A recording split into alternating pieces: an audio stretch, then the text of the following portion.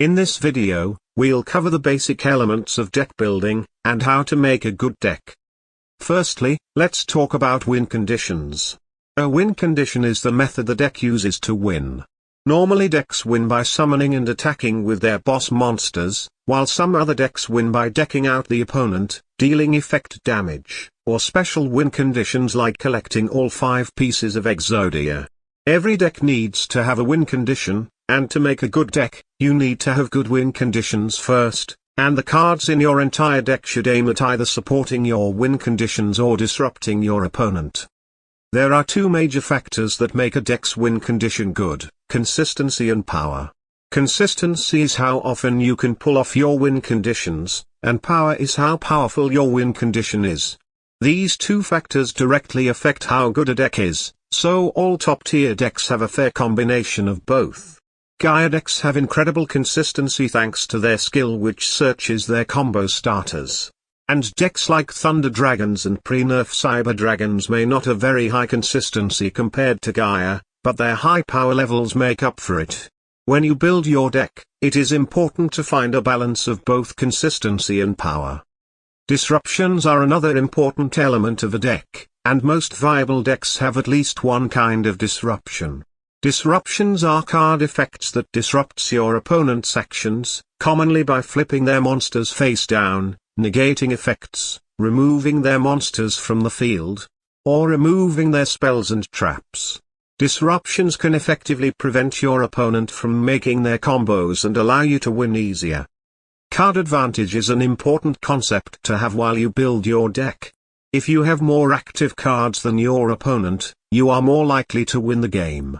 Decks that can generate a lot of card advantage can easily out-resource the opponent, and are generally competitively viable decks.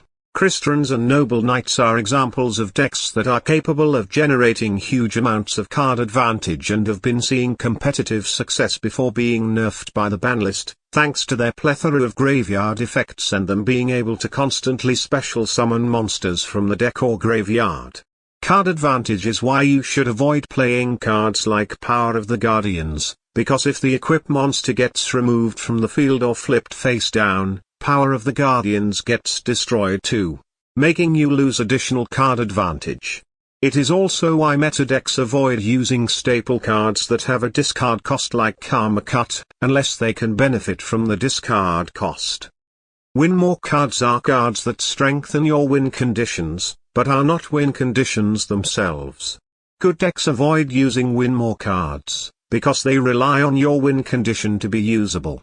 Cards that help you create your win condition are often better than cards that strengthen it, because win more cards won't help you when you're losing, and instead only help you when you're winning and already established your win condition.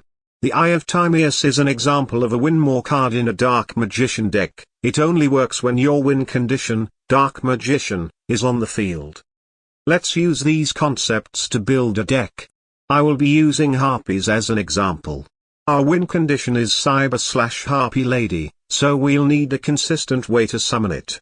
Typical Harpy decks play 9 copies of starters to summon Cyber/Easier. Playing 3 copies of each starter maximizes the chances of drawing it from the deck.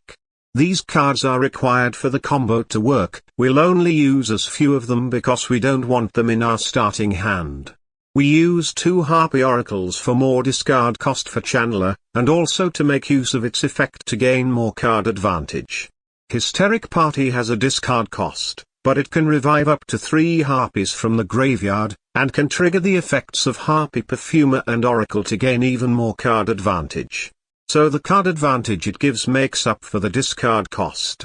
We have Harpy's Hunting Ground as our skill and Swallow's Nest to dodge disruptions, so we don't have to worry too much about using back row removal cards like Mystical Space Typhoon.